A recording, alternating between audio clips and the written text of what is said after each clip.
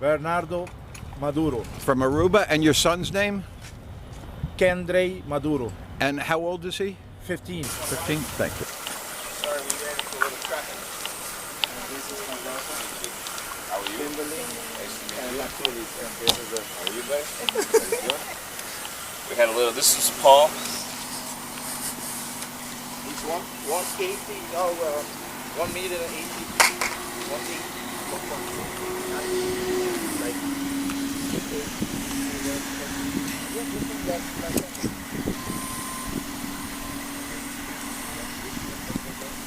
This year plus 1 year. Normally, next year or so, we might go to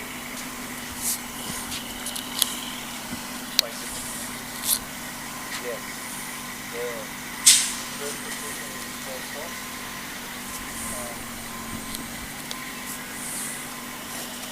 There's a scout come from LA. Like him in the picture position. As a coach.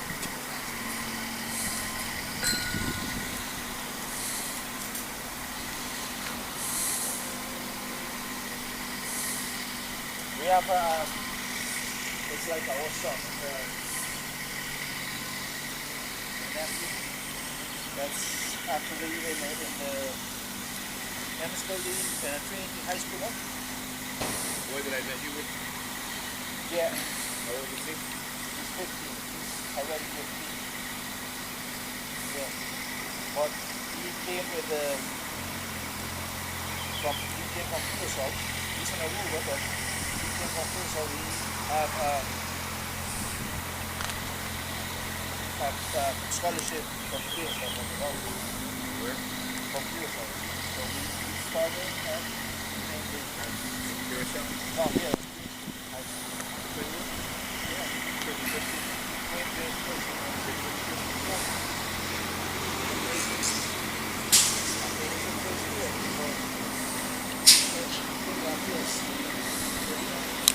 Yeah, that's a school song. That's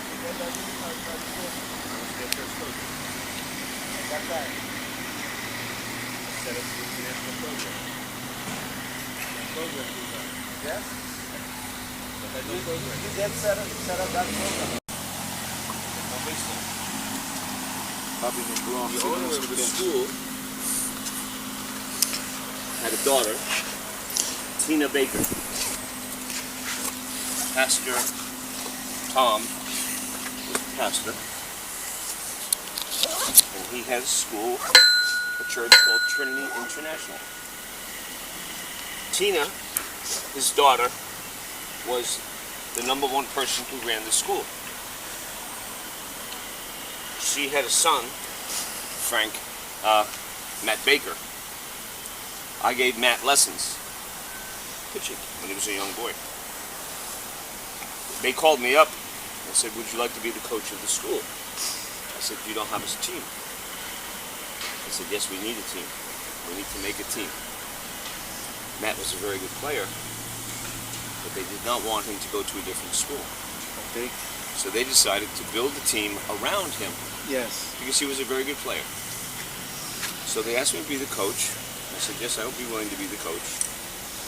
I said, but with no players and no field and no recruits, and you have no good 7th and 8th graders, this will take a couple of years to build. They said, no, the second problem we have is we are very competitive. And we want to win right away. Start winning. I said, but you have no baseball players. Because of Matt.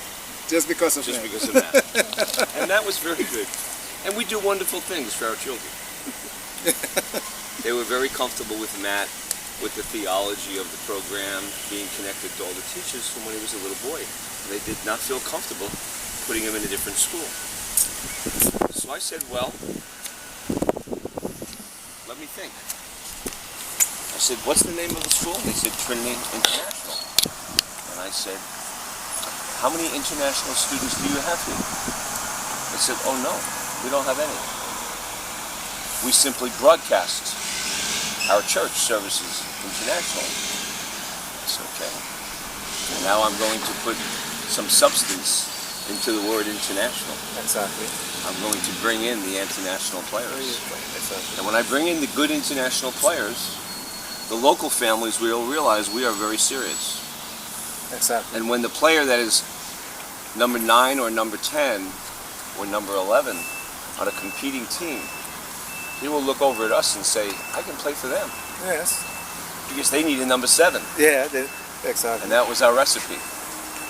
So I went down to the islands and I met with Milton and a few other people, and we developed a bridge from Aruba and from Curacao and from the Bahamas into Trinity Christian. And we just first started bringing the softball players and volleyball players, the girls, the track and field, and the baseball players. The first 3 players that we brought were Heidi Stashi from Curacao ID. and Uli, can't think of Uli's last name now. Uli was a catcher, and Sean. So Sean came from Aruba. He was really our first player, because I already had Sean here. And I had met Sean in Caracas, in La Guaya. So we had 3 good players. Heidi played 11 years for the Los Angeles Angels.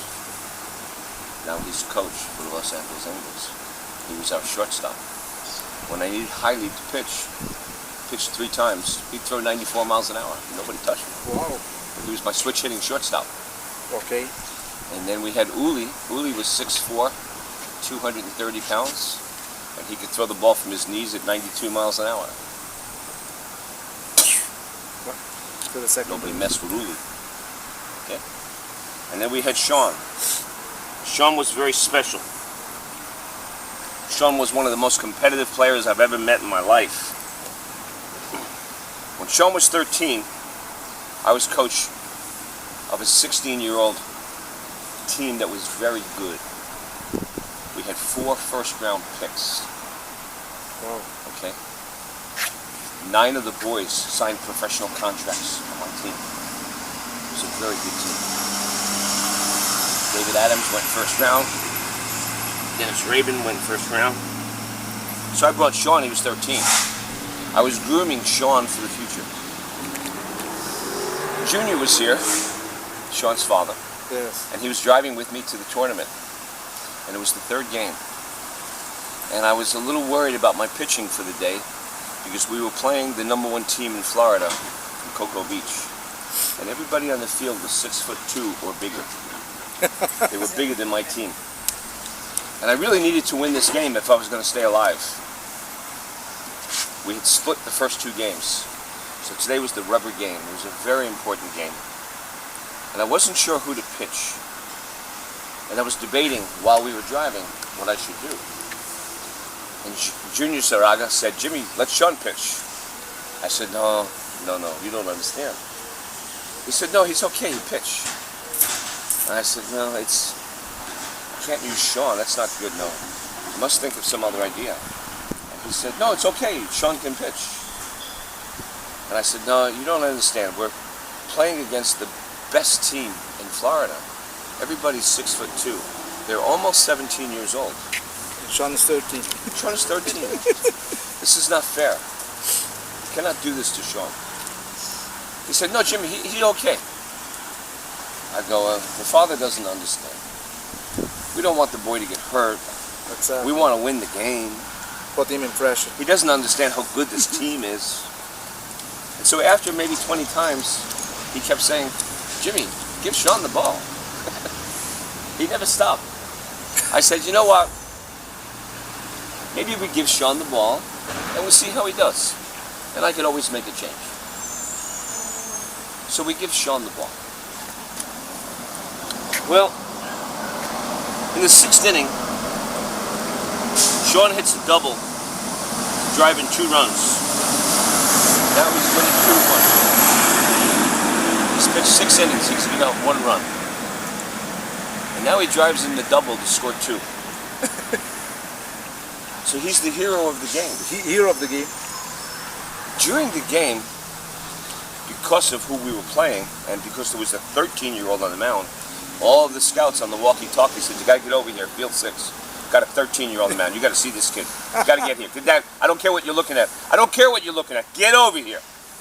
They were all calling the walkie-talkies. Yes. Because we're playing on 16 fields. And there's a game on 16 fields. Exactly. So now I look over the fence and the scouts are deep. And Sean's on the mound and he's a little tired. I said, wow, what a spot. What a spot. Yeah. Every major league team, every big college in the United States looking at Sean. Sean finishes the game. Everybody's happy, we win. Now, do you ever meet Sean? No, they haven't met me. Sean is a nice boy. Yeah. He's a nice boy. He lives here in the States, no? Where does he live now? Here in the States. Claristo gave me the address, but I have to. Well, In Melbourne. Melbourne? Melbourne. Yeah. He's married with 2 kids, so. I gotta go chase him down. Yeah. Sean is a nice boy. Yeah. He's a little bit overweight. Always smiling. Always happy. Never a serious look on his face. Very nice personality. And so I said to Sean, "Sean, weren't you nervous?" And I'll never forget what he did. He stepped right up to me and he put his face right in my face. And he said in his Aruban accent, "When I am on the mound, I am the king of the hill. I am the king." Wow. He's a very soft, nice boy. Yeah. Bet he have a baseball card signed by Sean. He's supposed to have it home. When I am on the mound, I am the king of the hill. And there's your 13-year-old boy. You see, Major League Baseball, we can measure how tall they are. We can measure their IQ. We can measure the SAT. We can measure the weight. We can measure the velocity. We can measure bat speed. We can measure ball exit speed. We can measure spin rates. We can measure vertical and lateral ball movements. We can measure how fast the ball comes out of your hand. And we call these things metrics. And the higher thing is called sabermetrics, knowing all the metrics. But the one thing we can never figure out, and baseball gets this wrong all the time, Yes. they don't understand that the heart of the boy Yes. We Heart. cannot be measured. cannot be measured. Exactly. This is what we try to figure out. And as parents, as coaches, we know that this is the thing that's going to bring them success. Exactly. When he eventually goes to play baseball against very good players, they're all going to be big and strong and fast. They're all going to throw the ball at 90, 92 miles an hour. They're all going to be able to make the play. The boys that could not do that have faded away. Exactly. So now we are left with a group that is very exclusive, and they're very, very good. But only 10% of them We'll make it. succeed. Yes. What's the difference between that 10% and 90% that don't make it? It's the heart. Heart. It's the passion. It's the determination. Exactly. Very often it's the family support system.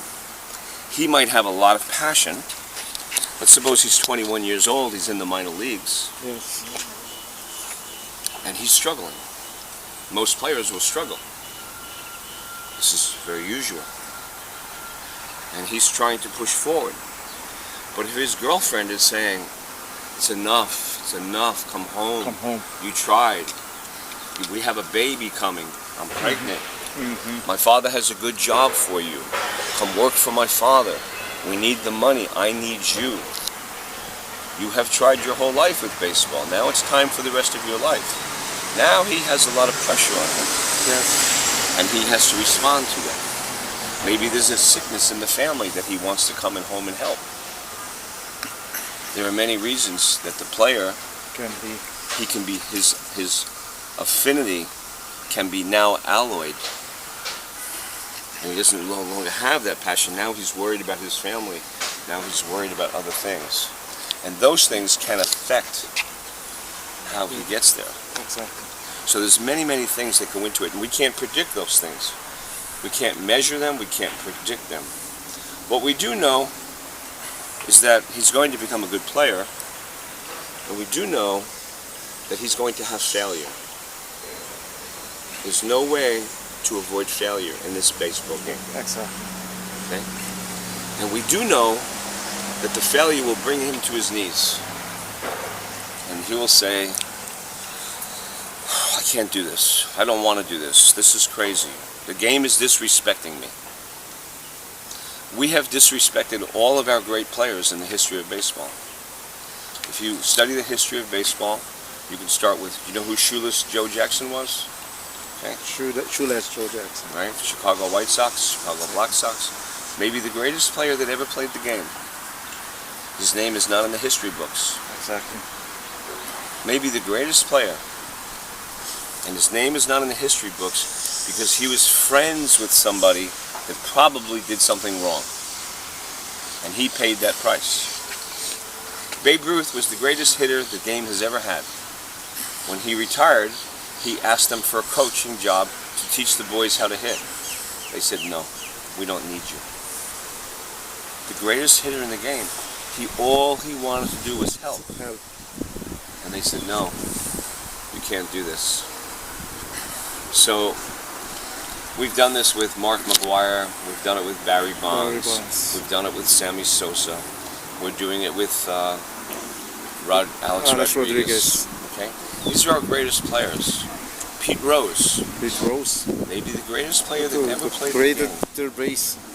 He's the only player that won a Gold Glove at first base, second base, third base, left field, right field. This is impossible. He broke Ty Cobb's record for hitting. Everybody said for 60 years, nobody will ever break that record. He broke it. He has the greatest hitting record. He has the greatest record for fielding. Every team he played on, he said, follow me. We're going to go win the World Series. And every team he played on, they won the World Series. Wouldn't it be wonderful if your son broke the hitting record? Yeah. Wow. Wouldn't it be wonderful if he got a Gold Glove at every position? Yes. Wouldn't it be wonderful if he got traded to 3 teams and each time he was the captain and they won the World Series? Wow. This is major success, right? Yes. This is big stuff. Yes, the big stuff is... Now we have a rule in Major League Baseball, you're not allowed to gamble in the clubhouse. In every Major League club, there's a sign. No gambling. No gambling. When you walk in, the boys are gambling. Everybody gambles. Every clubhouse gambles. They've been gambling for 100 years. The sign says no gambling. They're gambling. Okay? Pete Rose was convicted of gambling. Exactly. Why did they convict him and nobody else? Because it wasn't about the gambling. That was the reason. The reason. The reason was he wasn't nice to people. He was arrogant. He was very cocky. And he was not friendly to some of his teammates. He was not friendly to some of his managers. And because he wasn't friendly, and because he wasn't humble enough, they ruined his life. Yes. They ruined his life. He did not realize that on the way up you will meet many people to be nice to them.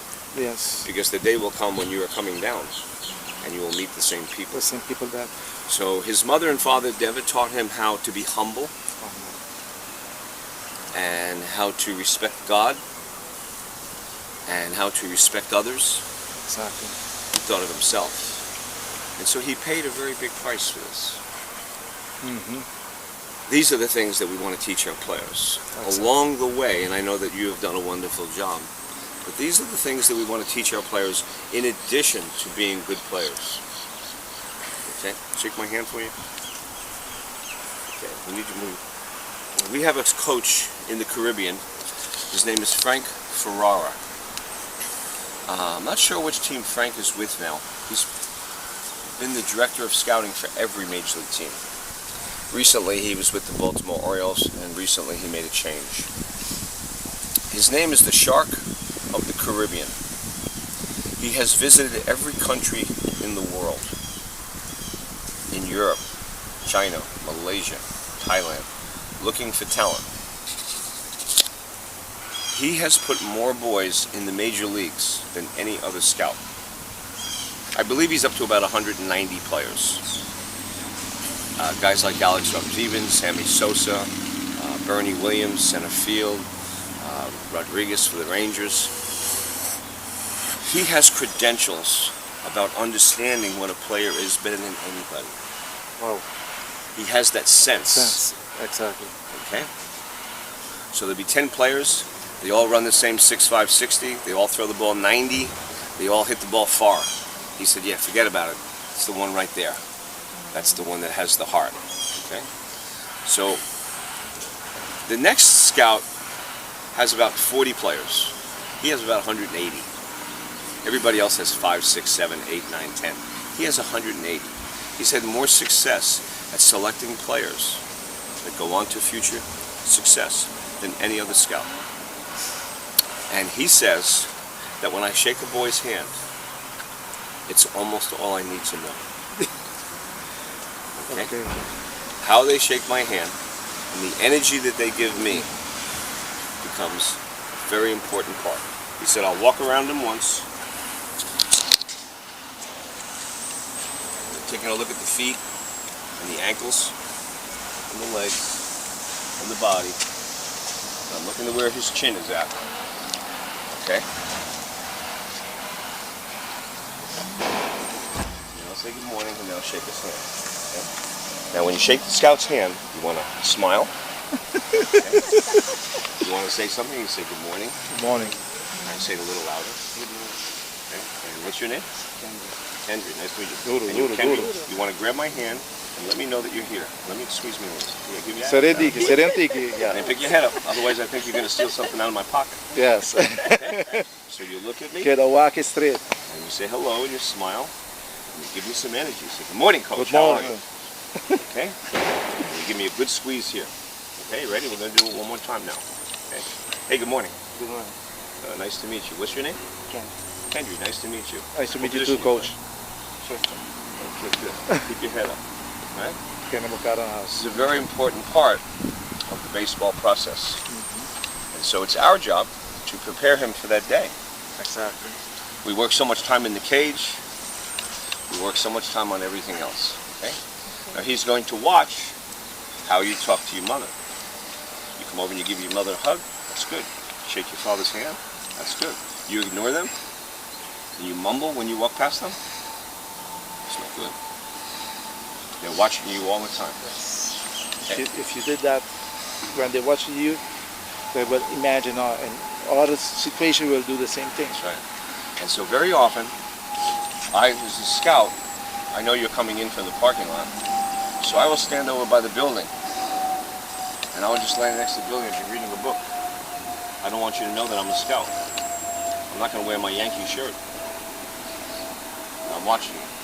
And I watch how you go from the car in. You walk slow, you have flip-flops on. Are you walking with your mother? Are you talking to her? Right? Are you leaving her behind? If you're walking in front of her and she's there, you're disrespecting her. Yes. You see? If she's carrying things and you're not, you're disrespecting her. Right? Exactly. And I'm looking at everything that you do. I'm looking at everything how you treat your sister, how you treat your father, how you treat your mother, because I'm trying to figure out who are you. I know you're a baseball player. I know you're a shortstop.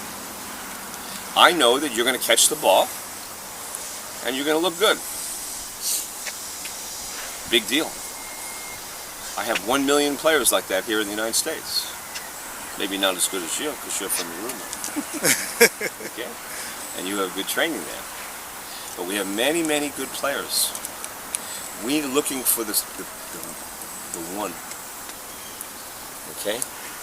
Unfortunately, we cannot reward all of the good players. And there are many good players that have worked very, very hard to become good. But this game is not about rewarding them. This game is about rewarding the one player that we think is going to be special in the future. Will succeed. So you want to be special. That's what you have to be. Now there are many things that you can do to be special. But following the group does not make you special. Exactly. Doing what everybody else is doing does not make you special. Hey. Going to all the tournaments like the American players, that doesn't make you special. It's one thing that you might do, but it doesn't make you special yet. You have to do special things. So for instance, if your team came here and they were practicing, and we know you're being scouted, I would say do not stay with the team right now. You go down that corner and you get loose.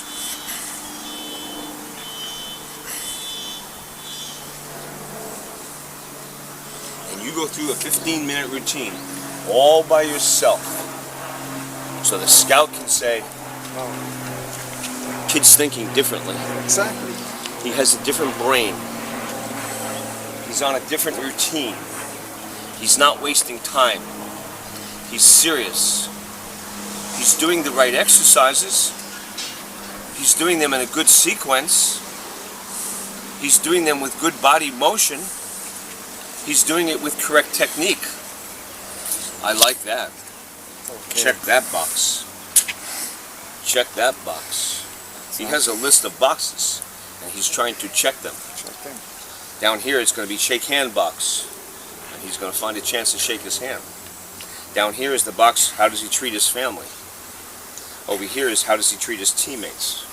Over here, when he walks over and the teammates all turn their back and they kind of ignore him, we have a box for this also. They're telling us the relationship's not so strong. But when he arrives, they go, hey, good job, man, good to see you, baby, here we go. All right, and all the boys are high-fiving him. Okay. We have cohesion. They accept him. He is one of their leaders. Does this make sense? So very often we will spend a lot of our time in our training Yes, on the field. on the field with the bat and the ball, getting better and better and better. These things that I'm talking about might be the most important things. They're going to measure your speed, your glove, your arm, your hitting mechanics, your batting mechanics. They're going to measure your height, your estatura. They're going to measure your pounds. They're going to look at your body fat. They're going to look at your muscles. But the most important thing that will separate the player that has success is called makeup.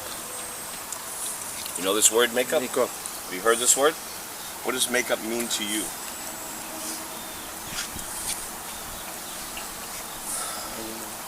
You don't Have you know? heard it a little bit? Makeup. Who have you heard talk about it? Remember anybody talking about it? Makeup. No. The makeup is the most important word. The makeup is one word that covers 100 different things. It covers how he shakes his hand. It covers how he talks to you. It covers his aggressiveness. It covers his discipline. It covers how he relates to his teammates. It covers how fast he can make an adjustment when we tell him, I want your foot here, not here. Okay? It covers his entire personality. How he competes against other teams. Does he say hello to the catcher when he steps in? Does he look at the umpire and say good morning? Exactly. Okay? It covers everything. So if he doesn't say hello to the catcher and he doesn't say hello to the umpire, okay, maybe it's a good reason. Maybe he's concentrating. Maybe he's concentrating too hard. Okay? But we need to see all of these things. Okay?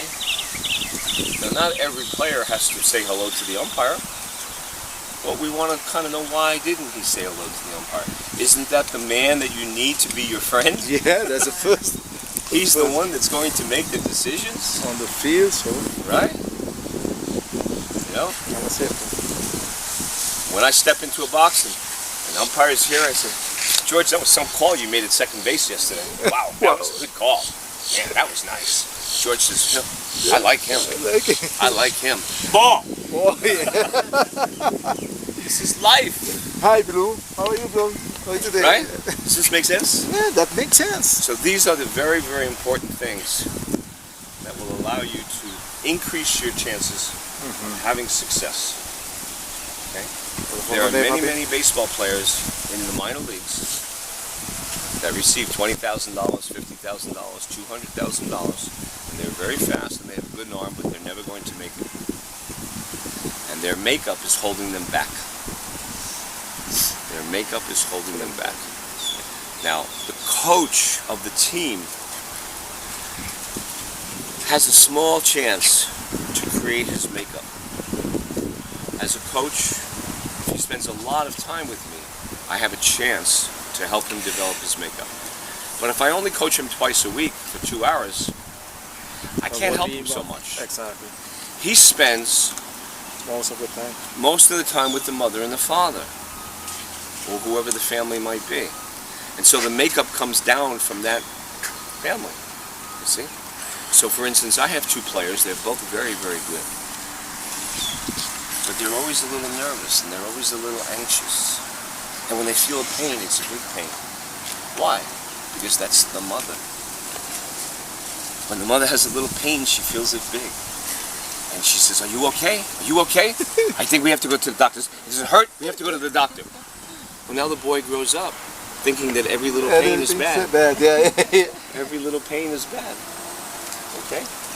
And it affects his makeup. Exactly. And I have to tell the mother, please, Be please más don't cerca, do papi. that. Bota Leo. Bota vai bem. Please.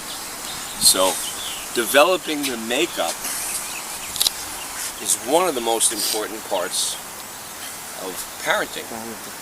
You're making many decisions, when he should practice, who he should practice with, how you should spend your money. These are all important decisions. Putting him around the right environment, Yes. putting him around the right coaches. This is one of the reasons that we have tremendous success in our Dominican Republic program. When the boy arrives in the Dominican Republic, his mother is home. And we have him for 24 hours a day. And he's there for 4 months or 6 months. And he is surrounded by other All the players. players that already have a few months in the academy, so Now It's his a mother's complete- not there to wash the dishes. His mother's not there to do the laundry. His mother's not there to make the bed. Now he has coaches telling him what to do. Because this is how it's going to be when he goes to the minor leagues. exactly. This is how it's going to be when he goes to college. Many good ball players get signed, fail at the next level because they were not ready for that independence. They were not ready to carry themselves in an environment where they did not have parental support. In the United States, we had a category of parent called the helicopter parent. Have you heard this expression, the helicopter parent? You know, the helicopter flies up above. So if we're the army man on the ground, the helicopter above is protecting us, looking around for the enemy, telling us where the enemy is, telling us to be careful. Go to your left, go to your left. Go behind the bush, go behind the bush. So the helicopter can see many things. So in the pardon me, in the United States we have the helicopter parent. No, no, don't do that. No, no, go, no, no, take your sister. No, do this. Overprotect And they're controlling the player. everything. Okay. Well, the coach can see that he has a helicopter parent here. He doesn't really have a full-blown boy making decisions yet. And now we have a new age, the grua parent. The grua. You have a grua? You have gruas? Sí, grua. Do Danny gruas? Gruas? Sí, she's a grua. Whenever she's from in a place, let's go home. She's a grua. So now we have the bulldozer. The bulldozer Bulldozer. parent. So the bulldozer parent said, listen, we're going to go to Disneyland. You sit in the back seat and listen to your music. I will take care of the GPS. I will take care of the oil. I will take care of the gas. I will take care of the car. I will take care of the air conditioning. I will stop and get you something to eat. I will give you the food. I will figure out how to get there. I will figure out where to get the discount ticket from. I will figure out where we should park. I will figure out what time we should go. You relax and do nothing. I will figure everything out. So I push all the problems out of the way for him. And now I'm the bulldozer parent. Now he steps in. He says, oh, this is Disneyland. This is nice. I like Disneyland. It's fun. But he has learned nothing. Because you solved all of his problems. And that's typical. As parents, you think this is your job. Okay? Really, your job is to get him to fly away. And if he loves you, he will come back. Okay? I have 4 boys. My oldest boy is a major in the Army. He's a major in the United States Army. When I would bring my boys to the airport, when they were 10 years old, I'd walk in, we'd have the suitcases, and I would stop. My ticket counter's over there. There's Spirit. There's American. I said, okay, boys, you're going to take the bags. You're going to check it in. Here's my passport. Check me in. Make sure you put names on the bags. Measure the bags. Find out you're going to the right person. Give them the right tickets. And I want an aisle seat, so get me an aisle seat. And if you have problems, you come back to me. And they'd say, we don't know what to do. That's why you're doing it. Okay? Look up at the board. Where are we going? Puerto Rico. Look at the board. Well, there's Puerto Rico, one boy would say. Looks like Spirit Airlines is going to Puerto Rico. The other one would say, there's no other Puerto Ricos. We must be flying on Spirit today. Maybe Dad's tricking us, but there's only one Puerto Rico. It goes out at 12 o'clock. It's 10 o'clock now. I think that's our flight.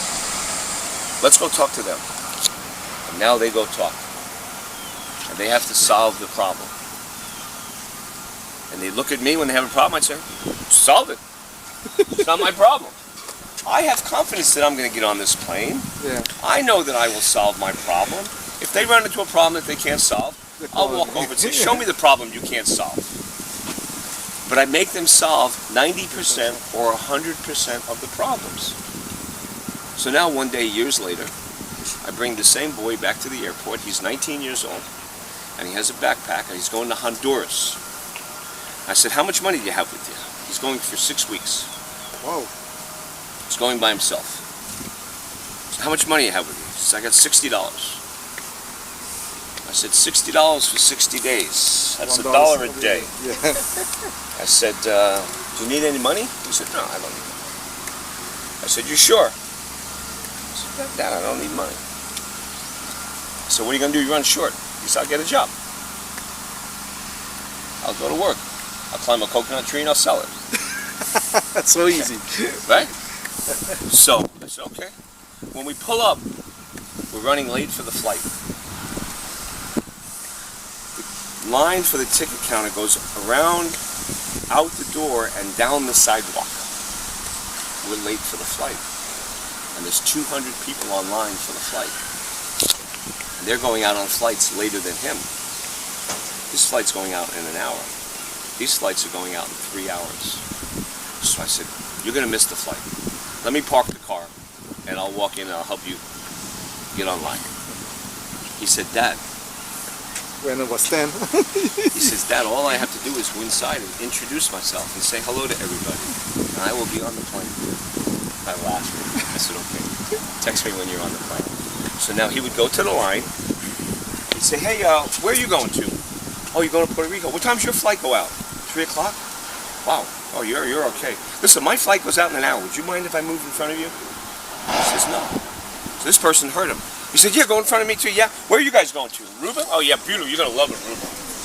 You guys going to Venezuela? I've never been there. I want to go there. Hey, what time is your flight? Chicago? 4 o'clock? New York? Man, New York's cold right now. Right? New York's cold. I hope you got jackets with you. And he's walking down the line saying hello to everybody. Finding out what time their flight is. Because he doesn't want to be rude.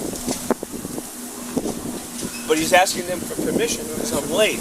Listen, I'm running late. Would you mind if I move up on the line? I don't want to miss my flight. My flight's going out in an hour. You're going out in 3 hours. Is it okay with you?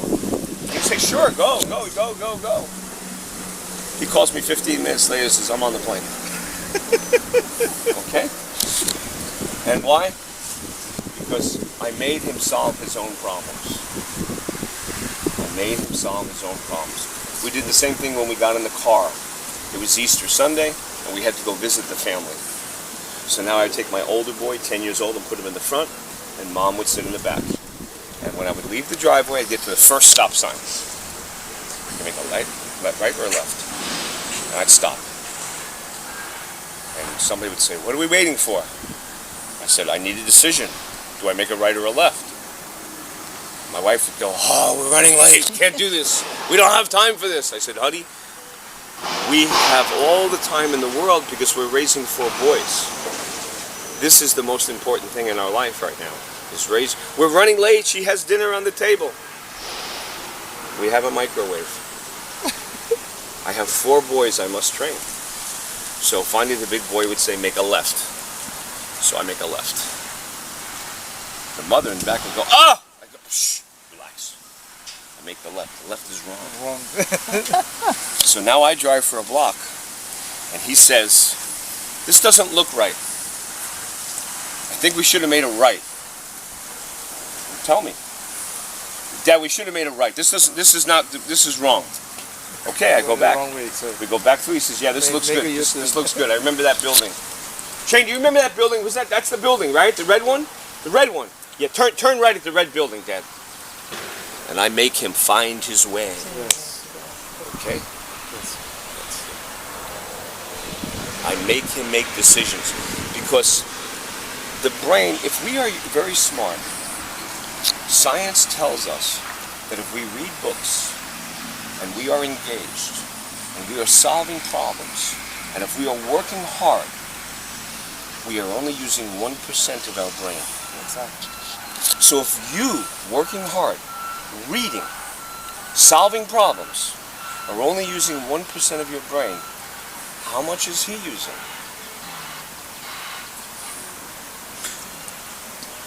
Less than 1%. Less than 1%. Yes. We need to get him up to 2%. Yes. So this becomes our real job. And so as coaches, we recognize that this is important because this is going to be the difference in his success. And that's one of the reasons why we have a very intense environment where the boys have to make decisions on their own in our academy. We love mothers and fathers. Baseball would not be, my father was my coach and I love him dearly. And he was one of the best coaches that I ever ran into. He loved every boy. He took care of every boy. He bought ice creams for the boys. He made sure the boy that was not being taken care of would have a team. Okay. And he was very smart on the field, and he created a lot of great players. He was wonderful. And baseball cannot be separated from fathers. Okay? And now the last generations of mothers have become very active. And the mothers are very smart. As we know, the woman's brain develops earlier than the man's brain. Exactly. Okay? And a mother is here to protect and to have success. And she cares about her children very much. So the mothers and fathers are the most important part of this entire process. They have a very big role to play. But unfortunately, they're not trained on how to develop makeup. Okay. This is a very big psychological game. They're trained to do many things, but they're not trained to do it. And so very often, it's easy for parents to think that they're doing something really good, when in fact, it may not be so good at all. Because we don't want our son to hurt, we don't want him to be in pain, okay? Very often, when I have the young teens, and the mother has the bag, okay? The mother has the bag, and the little 5-year-old, okay? And they're walking out to the car. And I run after the mother and I stop and say, he has to carry his own bag. He's a baseball player. He's a baseball player. You can't carry his bag. Please, I know has to carry his own bag. But it's too heavy. I understand. There are many things in life that he's going to carry that are too heavy. Yeah, that will be He must learn how to deal with it. Exactly. Okay? So this becomes a very big part of what we offer our families. Thank you. Thank you. What happens, we're the opposite side of most baseball organizations. Most baseball organizations that you are connected with are interested in building a team, winning the tournament, traveling, going to wonderful places, getting in front of scouts and colleges. And that is part of the process. That is part of the process. However, it's a failed process. It is a failed process. Robert Frost said, I took the path of the least traveled, and I was better for it. He has a great poem. Took the path less traveled. Most baseball players are taking the path that everybody travels. There's a wonderful story that they have at Thanksgiving called The Wizard of Oz. You know this movie, The Wizard of Oz? The Wizard of Oz? Yeah. And the story is about a young girl, Judy Garland. She's in a dream and she gets separated from her family. And she wants to go home. And it's a dream, so she meets the good witch. And the good witch says, follow the yellow brick road. Just continue to follow the yellow brick road. You can see it. It's easy to see. On the way, you will have difficulty. You will have to fight a bad witch. On the way, you're going to have to fight the bad monkeys. But if you follow the path that everybody follows, you will get to the wizard, and the wizard will solve all of your problems, and he will send you home. So they fight very hard to get there. And when they get there, the wizard has nothing. And so they are very disappointed. You have to solve the problem for themselves. They have to solve the problem for themselves. So the wizard finally says, you must understand, you have it within yourself. You do not need to follow anybody. You have the power within yourself to solve this problem. So you made a very big mistake when you followed everybody to all these different things.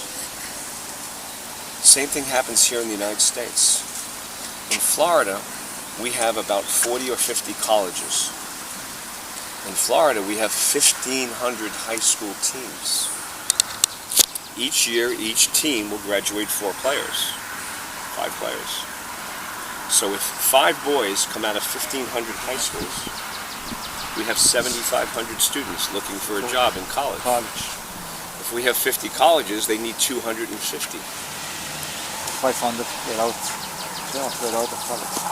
Now, the boy from New York wants to play in college in Florida. In Florida, yes. The boy in Kansas wants to play in Florida. The boy in Wisconsin wants to play in Florida. There's no room. But if he's a really good player, they're going to make room for him. So in the United States, 5% of our best players do not make it. 5% make it. They're our good players. They are our best players. 94% of our best players get told, no more. There's nothing for you. 94%. And 1%? 1% will go on. Okay? So, we must prepare them for this day, both from a skill position and from a maturity makeup position. Because the coach has his choice. The coach has his choice. When I was the coach of the United States national team, and I was selecting the squad to go to Venezuela, and this is where I met Sean. Sean was in that tournament in La Guaira, Caracas. My instructions from USA Baseball was, you're going to bring 20 players. Find us the 20 toughest players in the United States. Do not find the 20 best players. Toughest players. I said, why? Bring the 20 best, we'll win. They said, no, there will be too much pressure on them. You need to find tough players. Tough players. The tough player is at this level, physically. The good player is at this level. When the pressure comes on, this player will Will drop, and this the player top will player, move up. yeah, yes. Your only chance is to find really tough players. Mentally tough. And so we left behind some talent What? that we thought was, a little marginal. And so the makeup becomes very important.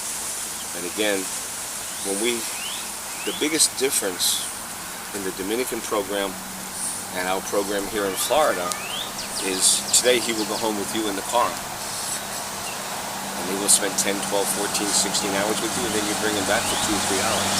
Then you will have him for 15, 16, 17 hours, and I only get him for 2 or 3 hours. When I have him in the Dominican Republic, he's mine. Yeah, 24 hours. I have him 24 hours. 24 hours he's surrounded by other coaches that want to go to the major leagues. And it changes how they think. It changes how they react. I cannot tell you all the great success stories that we've had from their parents. When the boy comes home, he opens up the refrigerator. He says, "Mom, Can I? this is unbelievable. Wow, this is really good. Wow, I love you." He never says that now. He'll say that when he comes home from the Dominican Republic. They appreciate everything. Okay? Right now they take many things for granted. Okay? So, let's go take a look at him. See how he's doing. All right? I hope he's doing his So our best. program is very much revolved. So we started, thank you so much. Thank We you. started talking about before we have the coaches in all the teams. They're interested in the team, who's going to play what position, who's going to wear the batting order is going to be so that we can win. We want to win the tournament, we want to win the showcase, we want to win the tournament, we want to have rankings, we want to wave the flag. Exactly. But at the end of the day, for you, The most important player. if Aruba comes in third place, but he's the player, that's the player we're worried about. This boy right here. You see, the team is not going to do that. No. The team is worried about the team. You. That's who we're going to take care of. So we switch our program. So our program becomes a player, family, advocacy program, not the team. Not the team. You hear that, Candy? The team is not important. Yes, it's important when we are with them. We're going to become a good teammate. I only realize this, when you get older, I'm almost 70 now. Okay? So when you get older, sometimes we learn. I had a team, the #1 team in the world. We won 152 championships consecutively. Wow. Yes. So of course it's always nice when you win a tournament. But we won 152 consecutively. We had B.J. Upton on the team. We had Hank Conger on the team. We had Mark Trumbo on the team. These are major league players. Okay? So every time I get a trophy, I put it on the fireplace. There's no more room, so I put some over here. In the garage. And then there's no more room. And then I got to dust them off all the time, and it's a lot of dust. And then there's no more room. And then there's more trophies coming in, and well, this one's not so important. Put that one away and put this new one up. And it's trophies, trophies, trophies, trophies. And then we make a new room, we make a new house, so the trophies go in a box. Now the box goes up in the attic. Forget about that. Forget about those trophies. Now I need more room, and I rent a storage unit. Just for trophies. Just for trophies and for my tools. So now they all go in a box and they sit in the storage unit. Okay. I think I have 3 trophies. I think. I threw them all away. Wow. They're not important. He's important. He's important. The trophies are not important. They feel good when we get them. They acknowledge that we were there and that we did something. Okay? If we go to the cemetery where all the men are dead, Yeah. they had many trophies. Many trophies, and each. Many trophies. So it's about the children. It's about our sons. What can we really do to create a great future for them? And baseball is a wonderful game. Baseball is the game that we love. But he's going to have a future after his baseball career. Maybe it will be inside baseball. Maybe it will be outside baseball. But he has to be prepared to be a businessman. He has to be articulate. He has to be knowledgeable. He has to be able to read. He needs to be able to do research. He needs to be able to articulate. Articulate, yes. And unfortunately, even with our school system, they're not very good at creating this. They're very busy. So they learn some mathematics, they learn some science, they learn a little bit of history. But the job market, people will tell you, are you happy with the people coming in to get jobs? No, we're not happy. Do they have a diploma? Yes, they have a diploma. What are they missing? They're missing experience. Attitude. They're missing a work ethic. They don't really want to work. They want to know when their benefits are, what time coffee time is, how many days off they get a month, how many days they get off a week, how many sick days, What's the their medical paycheck? insurance. The paycheck. They want to know how much their paycheck is, when do they get their first raise. Exactly. They're not here to work. No. They are here to collect a paycheck. And that creates a problem for the company, Exactly. you see? And so it's our job to create him to go in and say, listen, I'll do anything you need, let's get it done. What do you want to do? I can do anything. I can fix it all, and I don't need lunch hour. I eat lunch standing up. But, ooh, we like this guy. Yeah. Right? That's high. That's high. Okay? All right, why don't you stretch for another minute or two? Okay? Relájate. ¿Qué botín por teléfono? That makes sense? That makes sense. Thank you. Stretch un rato, un tiki más. Thank you. It's a big job. It's a big job, yes. Big job.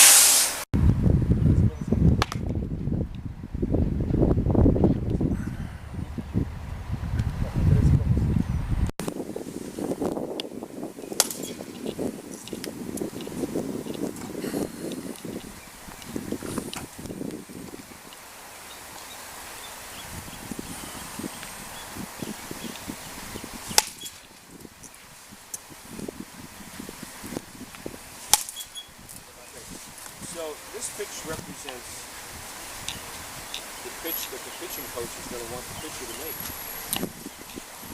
The pitching coach doesn't want the boy to put the ball up here, right? That's how the ball. So show me slow motion how you come to that ball.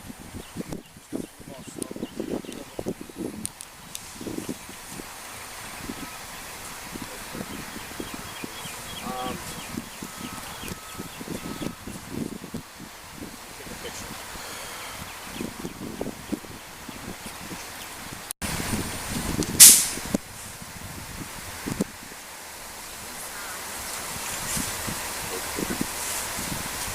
Now, this pitch represents the low strike, which could come a variety of different ways.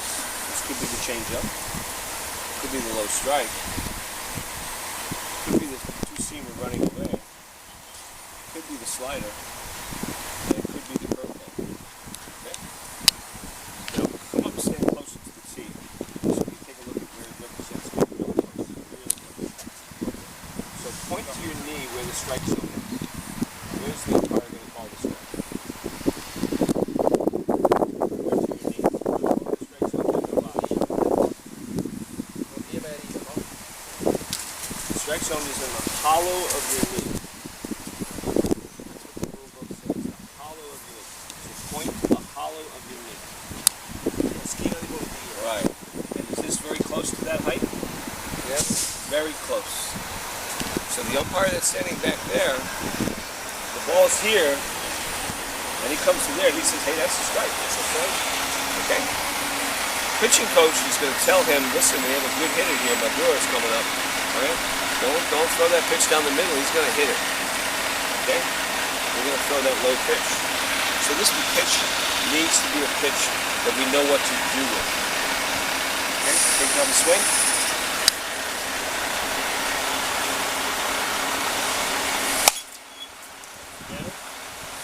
Five swings and they're all around. Okay? You want me to go ball? So, what we're going to do, Paul, is we're going to do the back around this way. Now, I'm not warmed up. Ugh. I don't feel so good. And you're old. I'm an old man.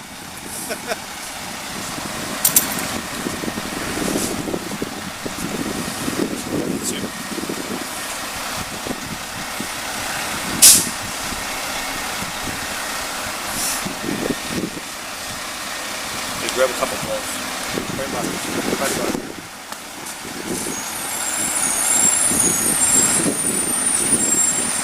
So, this is just a little bit. And maybe it's not early in the count. I'm not going to swing at it early in the count. Now I've got 2 strikes and I have to swing at it.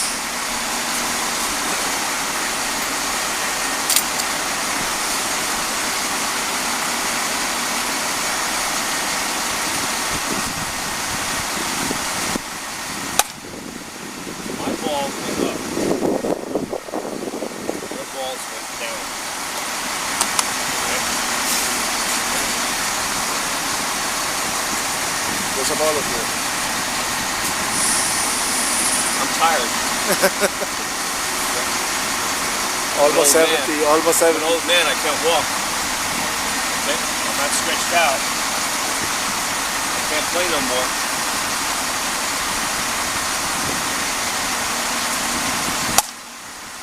My ball's gonna go up.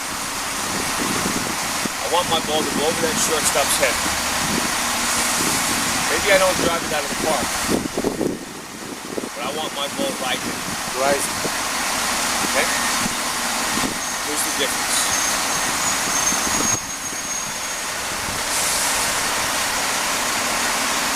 When you attack the ball, your arms were straight. We have the picture to prove it. When I attacked the ball, my elbows were bent.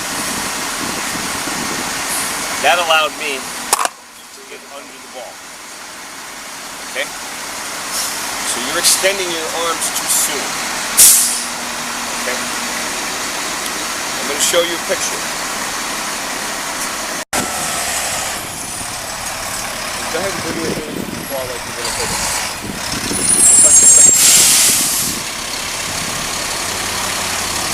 When this arm is straight, you have no more power. When this arm is straight, you have no more power.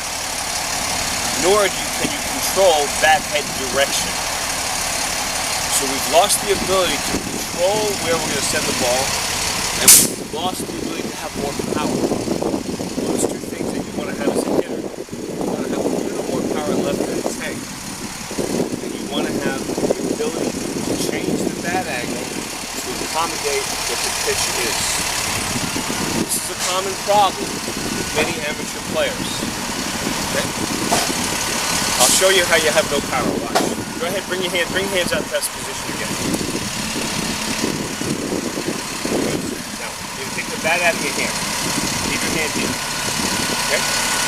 Now, the ball is coming in at 90 miles an hour. Depending on which book you read, there's thousands of pounds of pressure coming in this direction. You have to push with this hand. I'm going to be the ball, you're going to be the bat. Okay? You're going to push, push, push. Push. You're like a big strong guy. Ready? Go. Push. Forza, forza, forza. Buone forza, buone forza. See how he has no power? You see he has no power? Okay. Yeah, but extend cabo. You have no power. One more time if you want to try it. Extend, extend. Ready? Go. I'll walk right through you. Anybody ever show you that? You believe what you see, you believe what you feel. You're not reading it out of a book right now. Okay? Okay. Go ahead and take the bat. As you extend, Now I'm going to put you in a power position. Okay? Go ahead and turn. I extend.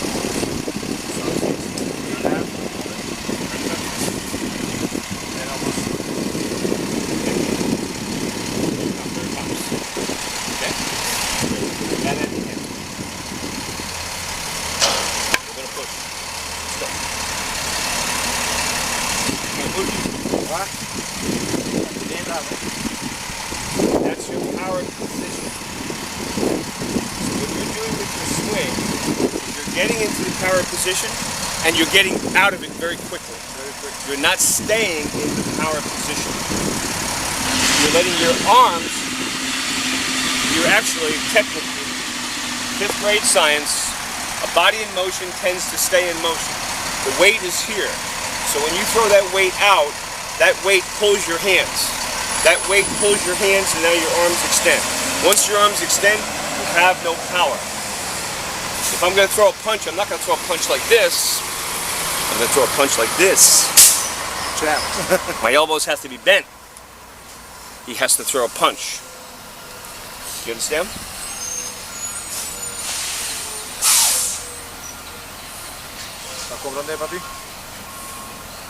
So, why does that happen? It happens because you're swinging the bat. I do not want you to swing the bat. The manager of the Chicago Cubs, his name is Joe Madden. Joe Madden wrote one of the best hitting books that's ever been not published. He never published it. I have one of the unpublished manuscripts. It has Joe's handwriting in the margins for changes. It's a great book. He told the editor of the book, I don't know what we're going to do about the name of the book, but I'll tell you what I want it to be.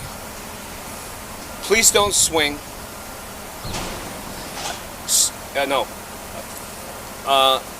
Strike it, punch it, hit it, but whatever you do, please don't swing the bat. Because he recognizes that the number one problem with hitters is that they swing the bat. Okay, so come on outside, I'm going to show you the difference between swinging. Put the wood up, and we put the wood up. And then we put the door up, and we connect the door. And when we open up the door swings open. When we close the door swings shut. Young baseball players swing the bat this way. They swing. Just like a door. Just like a door. They swing. Swing the bat. Now when they get strong, they get better at it, they can be effective. And they can have success. And everybody will think that they know how to hit. The sharp scout will say, no, he's going to have trouble in the future. Okay?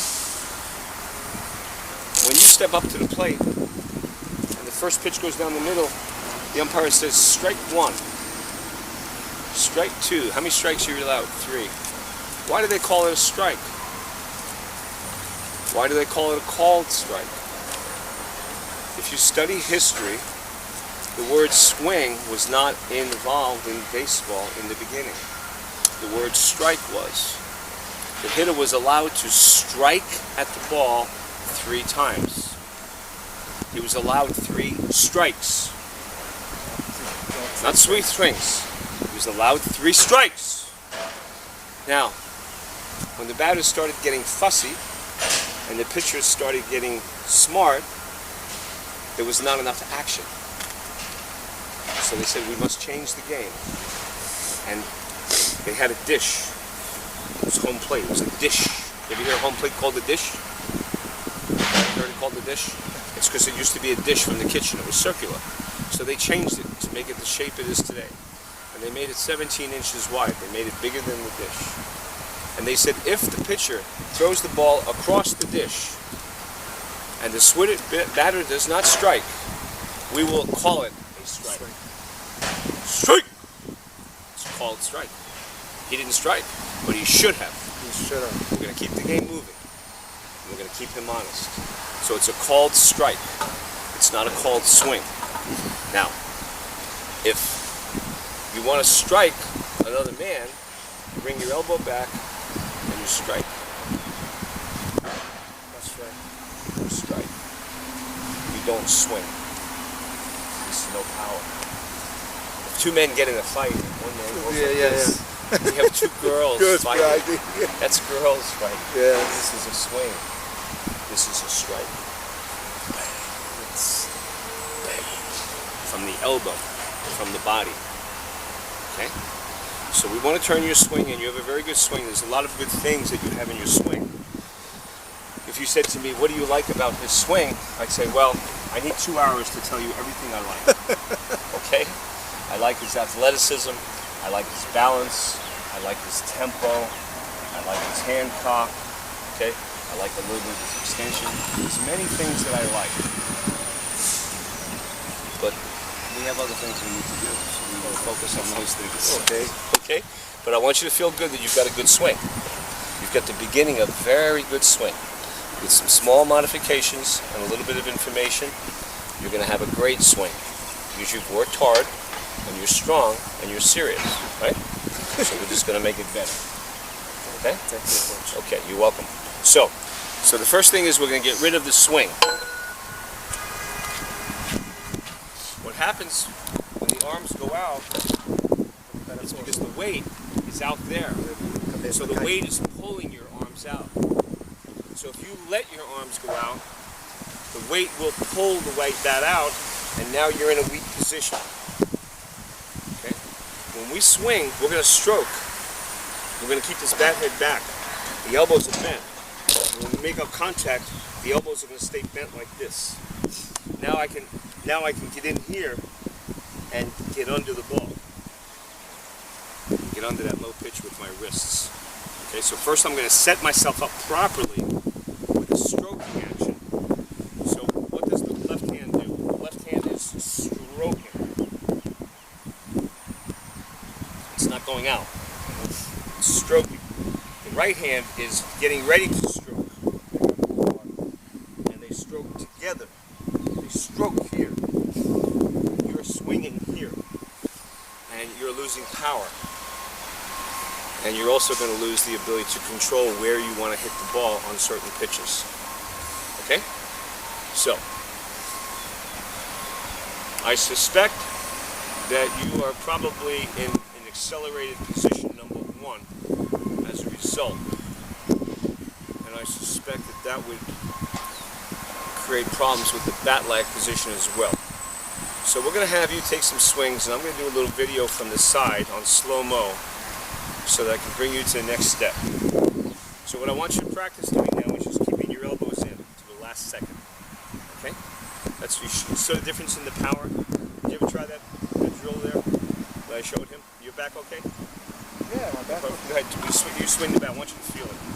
So you go ahead and swing. Let your arms out. Right? Let your arms out. Okay? Turn your back foot. Just lift your arm. Right? So now I'm going to push against this hand.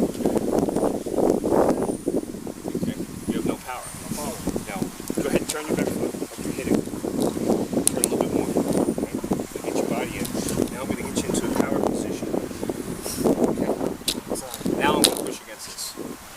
Yeah, because Everything's connected.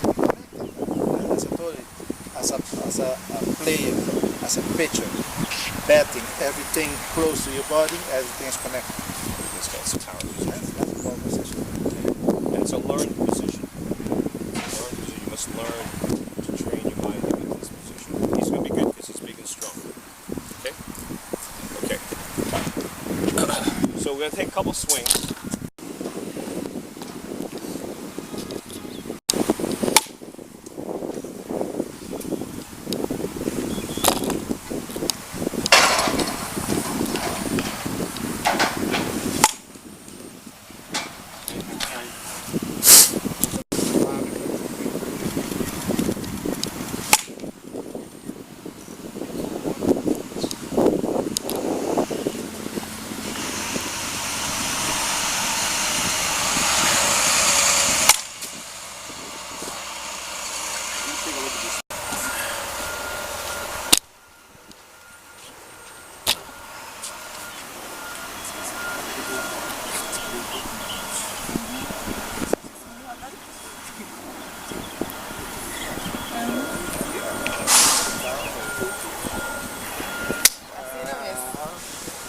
Trying to get your elbows a little bit more down.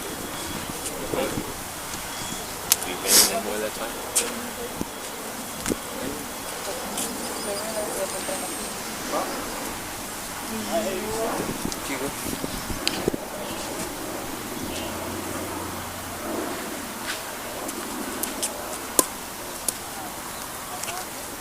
Alexander Chess. Recebem 9 minute chat. É da nossa coisa. agora. Que horas acaba? Esse respeito.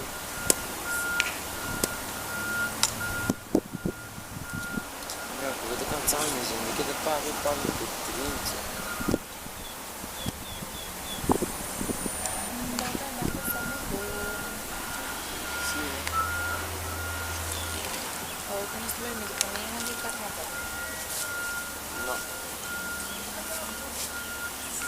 A mí no puede llamar. Come on. How do I get this thing back in panoramic landscape? A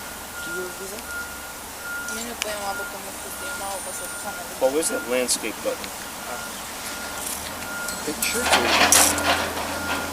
When you're picking videos, whether it's a square or a round. I'm not getting it's called position number 1. Because it's the very first really important thing that you need to do to hit a baseball. Everything that happens before then is style. Okay, is my English okay for you? So everything before that is style. So you'll notice that some major league players will hold their bats up here. Some are here, some are here, some are right here, some are back here. This is not real important when we're teaching. It's important that you find a place that's comfortable for you, that works for you. But we're not hitting the ball yet. The very first important position that we need to get to is called separation position. What are we separating? We're separating the hands from the lower body. If we want to make a rubber band go far, we take the back of the rubber band and we pull it back. Take the front of the rubber band and we push it forward. And we create tension. And then we line it up, and then we let it go at the right time. And now the rubber band has the ability to fly. The ability for the rubber band to fly came about because we created tension. How did we create tension? We separated the front from the back. We made them go in opposite directions. They were fighting each other. If you pull too much, the rubber band will break. Okay? So we're creating tension. You have a very smooth swing. You have a very athletic swing. You have a very good tempo. You have very good hand-to-eye coordination. You're doing many things well. You're not creating separation. And because of that, you're going to lose some power. You have more power in your tank ready to go. I'm going to show you how this works. When the lower body turns, it turns first. The upper body stays square and pushes against the lower body.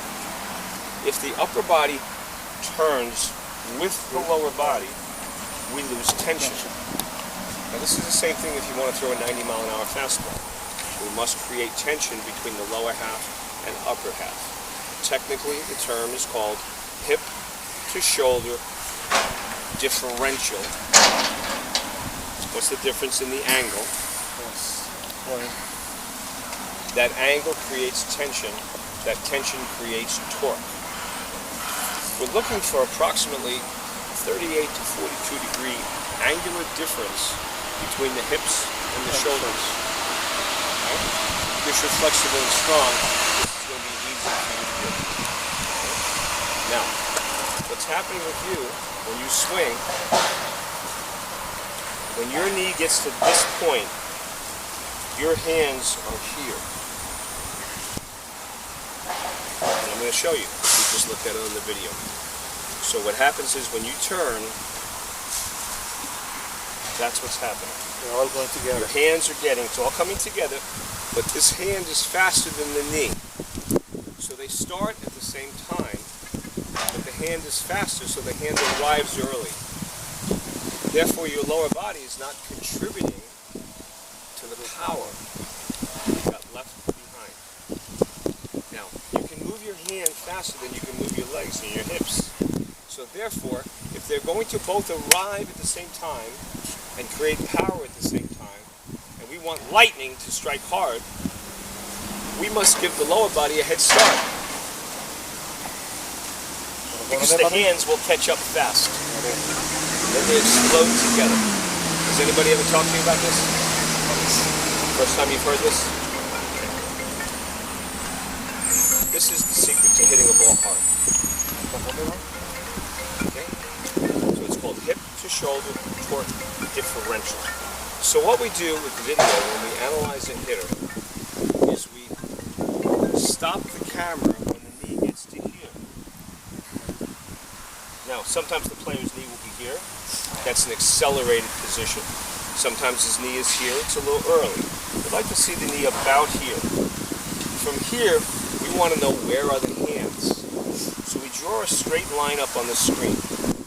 And then we measure how far behind are the hands. And we know that the further behind the hands, the more power. We know that the further close to this line, he's losing power. We know if he's in front of the line, okay? Got it? Yeah, go ahead. Need a bigger screen. Okay, so see the hands are back, right? So now I'm gonna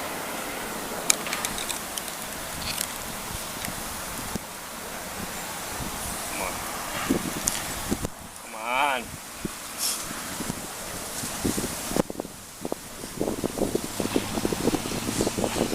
Wait for the knee. There's your knee. Where are your hands? See how your hands are in front of your knee? Can you see that they're coming together at the same time? Can you see that, Bernardo? Yes. Anda bem parelho. So can you see that your hands are in front of your knee? See it? Can you see that? Vá por baixo ele aqui.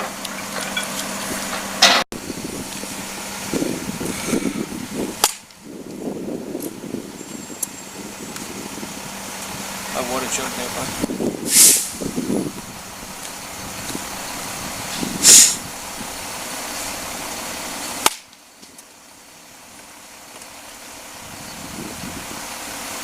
That makes sense? Tu bota assim que papi? Thanks, Paul.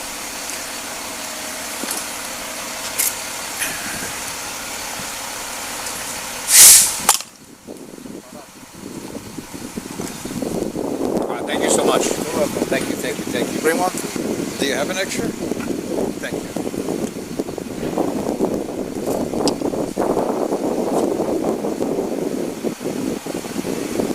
Muchas gracias. That's all my Spanish. Well, Jimmy have a lot of years going to the Dominican Republic. You don't speak Spanish yet? Oh, he's good. Yeah.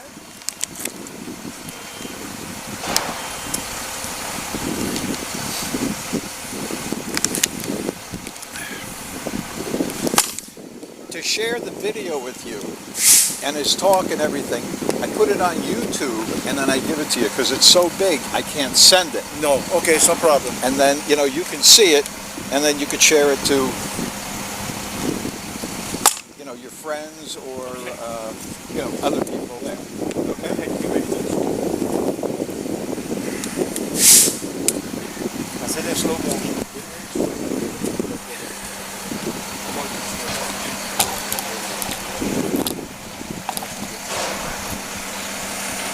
Push in this direction. Okay? This is your load. Okay?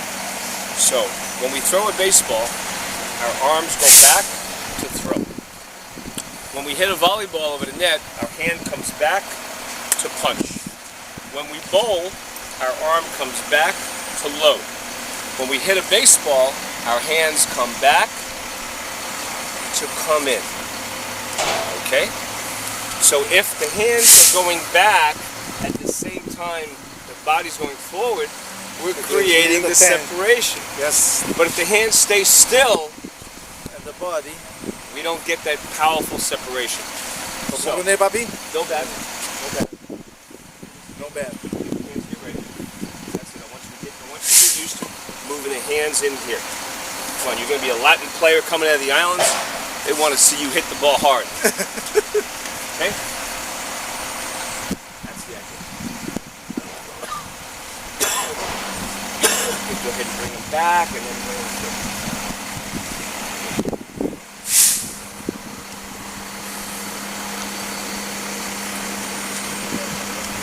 That knee come first, hold it, go. Let that knee start coming. So on the foot action, instead of you spinning the foot I want you to do is I want you to release the foot. You were doing it very good on your first practice swings. Now you're spinning a little bit. So when I evaluated your foot this morning, you were doing some good things. Now you're starting to do some other things that are not good. So I know that you know how to do it. So watch my foot. We're not going to spin. The only time we're going to spin is that inside pitch is coming right in at us, and we're going to defend ourselves, and we're going to spank it away. Okay? We're not going to spin. We're going to let this knee get in. This point in time, we have feedback as to what's happening with the ball. How my timing relates to the ball's timing and the location. And at this point in time, I'm going to make a decision. Am I going to leave the foot like this? Am I going to turn it a little bit more? Am I going to drag it? Am I going to drop it? Am I going to slide it? There are many decisions to be made. What we're not going to do is we're not going to spin it on every pitch. Okay? We're not going to spin it on every pitch. So what I want you to do is I want you to put your hands in here and let your feet come. Let that knee come first. Let that knee come first. Not the spin. Let the knee. Let the knee come to the ball. Let that knee come to the ball. Push your hands back. Sem parte.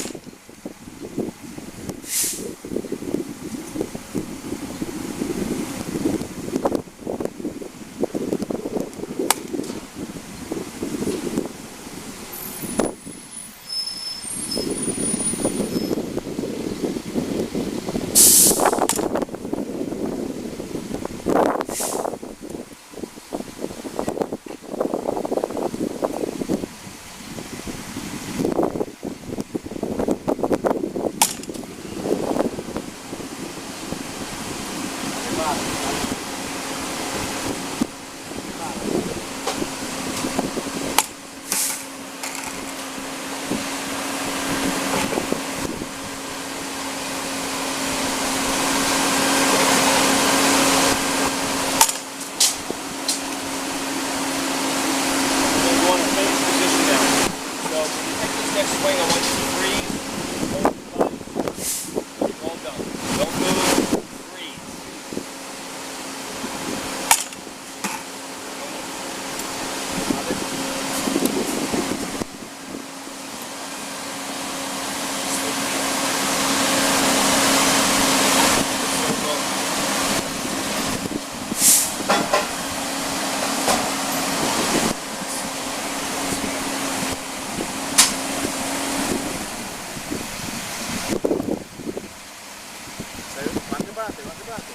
Saímos com final position. Final position. As long as I left anybody there, it was 35 minutes.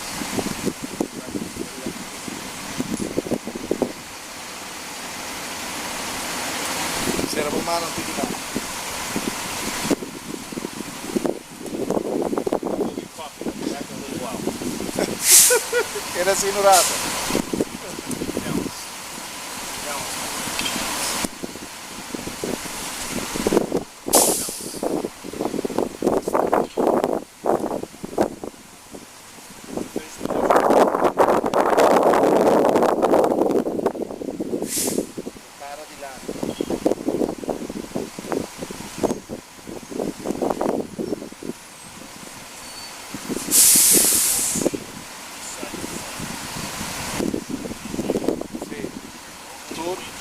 Mucho forza aqui na balança.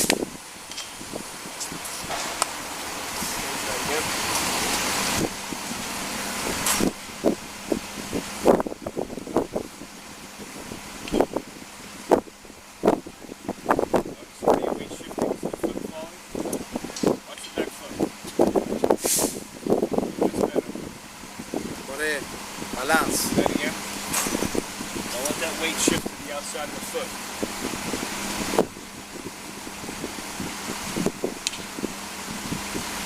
sometimes when a hitter's struggling and I don't have time to look at him, I say, just bring me his cleats. Yeah. And if that inside cleat is not worn down, then I know that his weight's on the wrong side of his foot. Okay? The ball of the foot is right there. You need to put pressure on that ball of the foot. You have pressure out by your toes. That's better.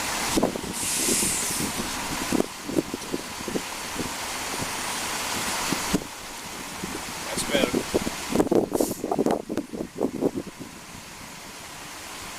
Better. Are your balance getting better? Work on your balance now. Balance, balance, balance. Balance, balance, balance. Balance, balance, balance. Balance, balance, balance. So you might need to do something exactly together, yeah? But if you mess it up, then you're going to start again. So, perfect. Absolutely. You're not a mess up. How to do that? Quédate seguro.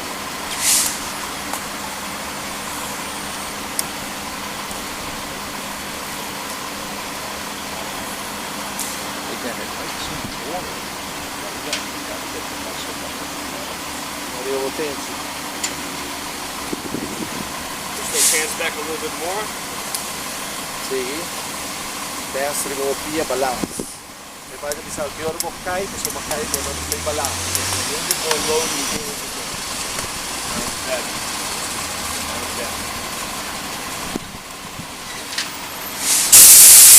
I was mentioning a little bit about muscle memory. What is the myelin on the brain?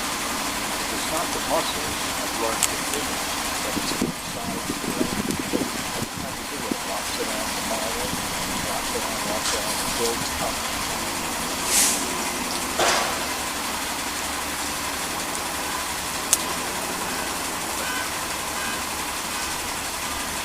All right, go ahead and put some balls up now. Put a nice turn on the bottom side. Fale anche di para trás.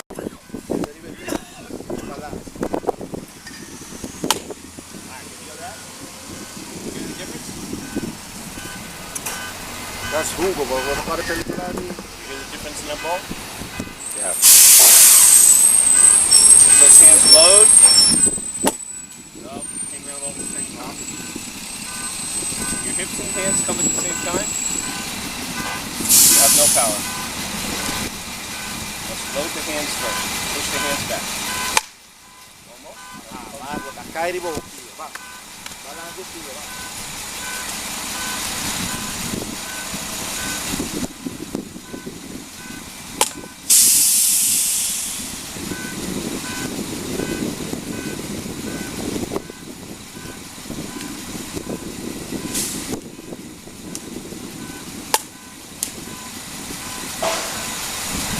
Create that separation.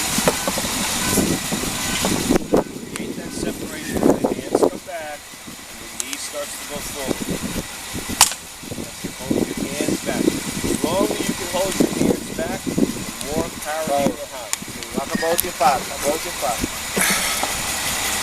Mais tanto, bomar um pouquinho para trás, mais força, botinho. Vero, boquinha.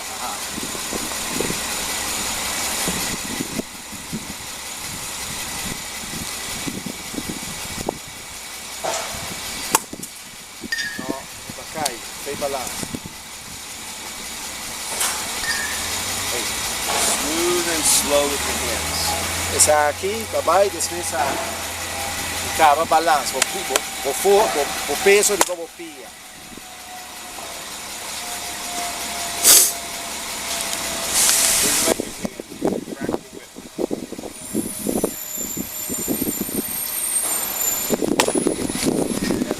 Mas meu, pero vaca ainda bo. You understand what I'm trying to do, right?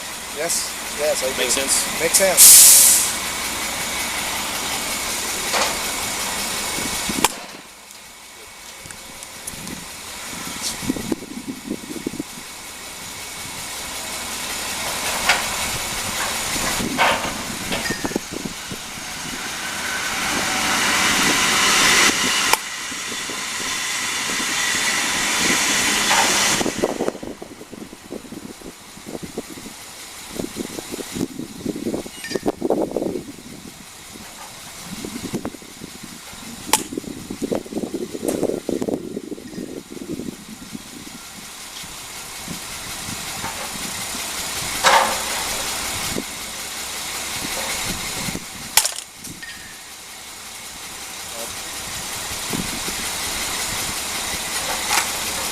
Ora.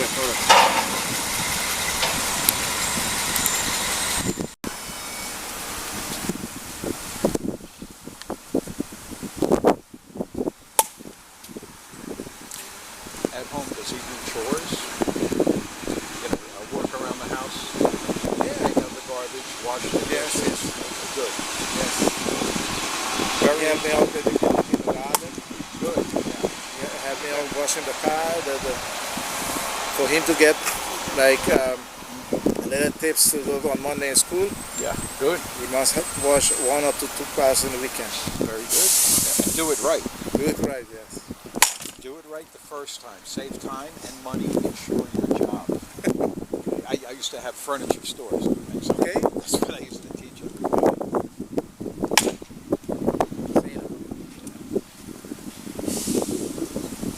Bancada, dá seguir para nós. Let those hands come back. And see if you can hold the finish up higher on the end. What's happening, Papa? How we doing, huh?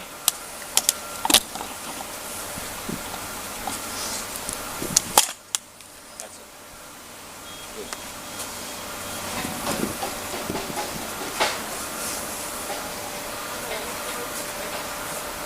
Thank you, please. Just a little smoother when the hands come back. Don't jerk it. Nice and smooth. Feel the ball jumping a little different? Huh?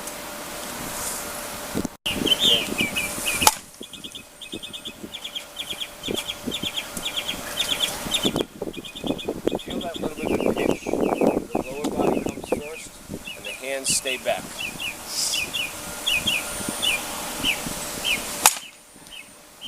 Feel the difference? Don't break the ball. You can hear the difference. Yeah. Ball's low.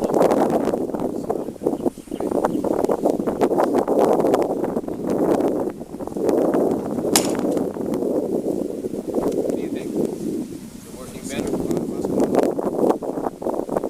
more comfortable?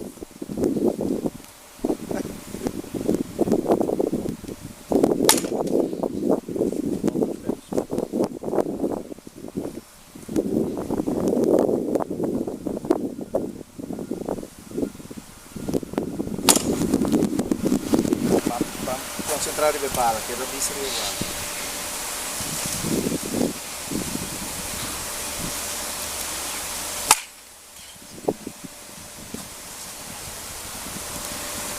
Level is Another situation with Samuel.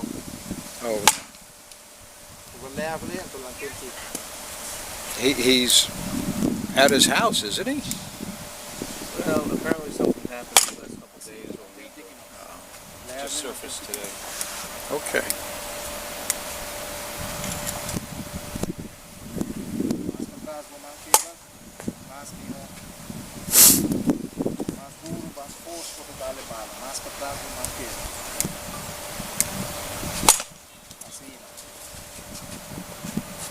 Let your hands finish up high in the finish.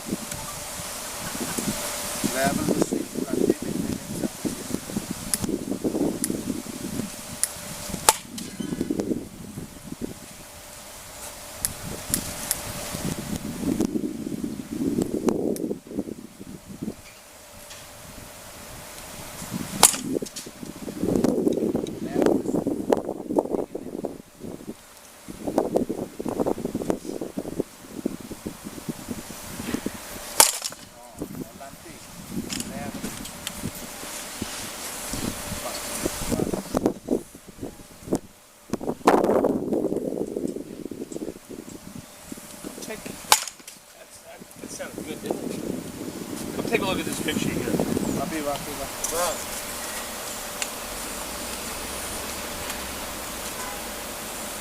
Okay. Come Come take a look at this picture. Qualche piccola. You have that. I think this is a good spot for you. Look where his hands are. Guardate. Okay. See this left hand's kind of pushed back. Okay. Let's see if we can put you in that position. In that position. See you in that position. So here's what I like to do. Because it's a game, there's timing of the game. We have to time the pitcher. And every pitcher is different. And each pitcher has different timings that he's trying to fake you out with. So the process of timing a pitcher starts when you're in the dugout. Technically, it starts when he's in the bullpen over there and you're over here That's the standard pitch. and you're watching to see who's pitching. Wow, look how he's got a nice slow motion, that lefty. Look, slow motion. And you're observing and scouting the pitcher as early as possible. So now when you're in the dugout, you're watching the pitcher. You have 3, 4, 5 batters in front of you. You're watching the pitcher. And that's when you really start getting serious about your timing. So, when the pitcher's on the mound, he decides when he's going to go. He's looking in. He's getting the sign. No. Okay. Then he brings his hands up. When he's going through his routine, looking at runners, looking at the catcher, you are in a relaxed, ready position. So your relaxed, ready position, your lower body is completely ready, and your upper body is relaxed. You're waiting for him. This is ready. Up here is relaxed. It's not the same tension to the whole body. The lower body has to be prepared. The upper body stays relaxed. So, we say this is 1. Position 1. Now, this is position 1, not to be confused with hitting position 1. It's confusing. It's 2 1s. So this is the relaxed position. 1. When the pitcher brings his hands together, he's getting ready to pitch. That's his ready position. So now you go to your ready position.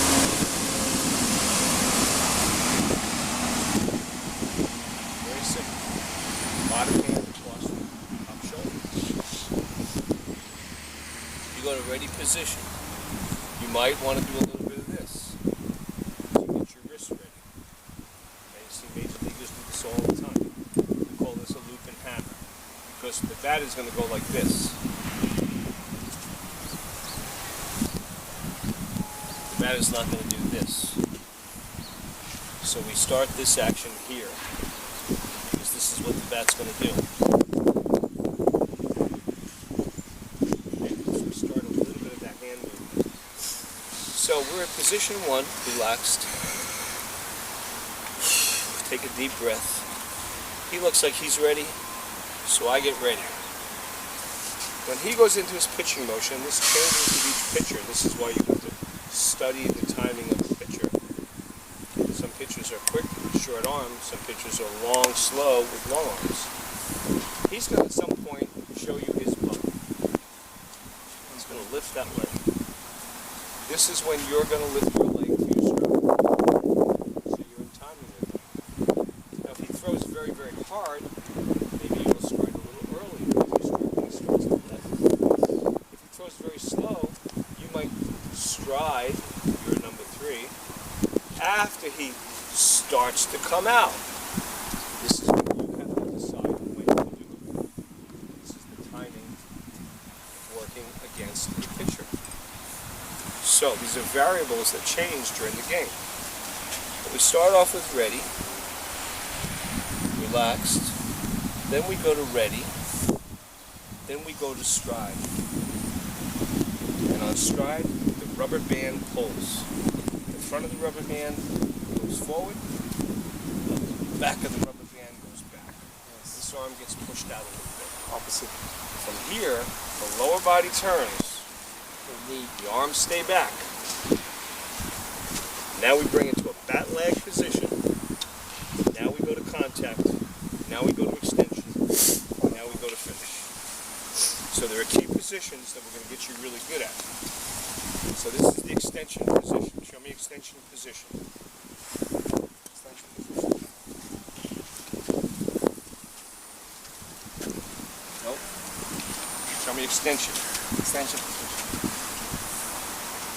You're cutting through extension. That's why we're working on it. Stop your bat here. Keep coming. Keep coming. Get to this position before you go that way. You're cutting off extension. The follow through. Better.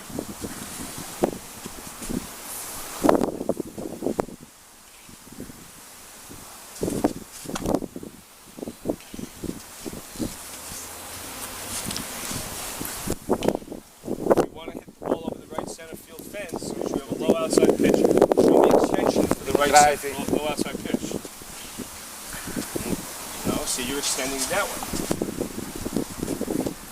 Ball's going to go this way. Yeah. Now you're extending to the target line. You must extend to the target line. Yes. Yeah. High inside pitch. Extend to the left field corner. Center field, ball down the middle, extend to center field. A little bit more this way. Your back foot's rotated too far. It's messing you up.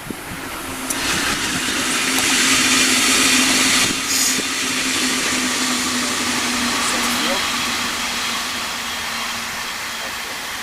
Okay. See what's happening? So he's been cutting off his extension. Be a line drive in the gap. He's got a ground ball to shortstop, and it's because the bat's cutting across the extension line. So he has to be patient. We go to the line that we're hitting. Okay. Okay. So show me extension to center field. Foot's turned too much. Your foot is turned to left field. Your foot and your knee and your body and your extension all have to match. Too much weight on the back foot, rolling over. Better, better. Okay, extend to right field. Get the idea? Can you feel the difference of what you've been doing to what we're working on? Okay? Okay. So now I want you to take some, I want you to shoot the ball into the right-hand corner of the cage and try to get some extension into the right-hand corner of the stage. Right. Pensare per right. Good.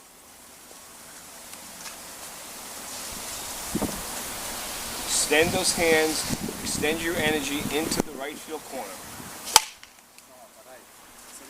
Right.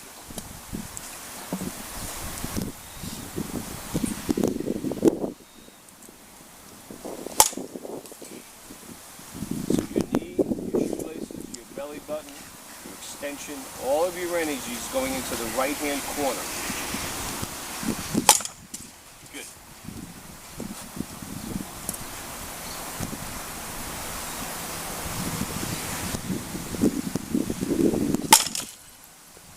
Don't drop the bat on the finish.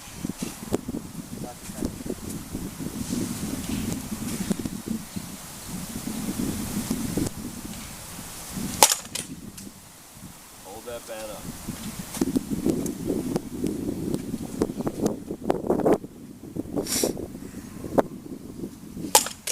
Much better. Much better.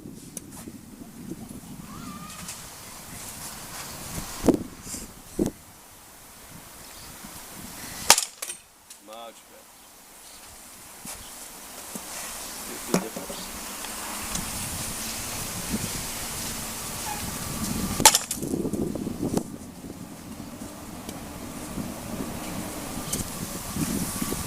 ¿Te sientes más cómodo, papi? You're turning better, you're holding your balance looks better. Let those hands float on the back. Attaboy. That feeling better? Talk to me. Feel good? Look better than you? Yeah, sure. He's a good opposite hitter, but now, as he told you, to keep the balance here, and this one, now you can see he can drive it better. Balance and power.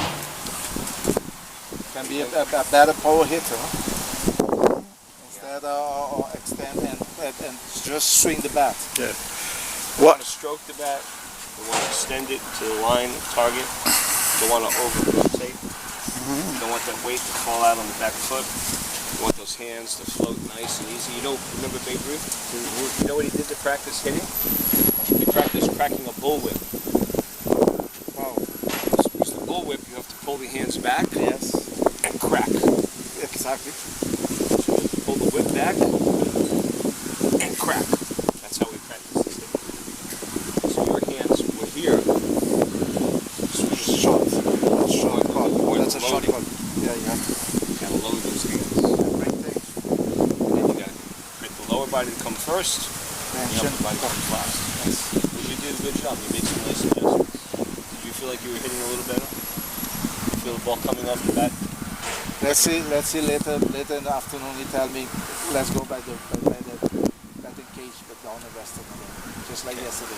You gonna take him hits this afternoon? Probably because actually the first week of our this week of vacation we have Western just to come for him to practice with you, and on Saturday we've got allows we will drive to Orlando.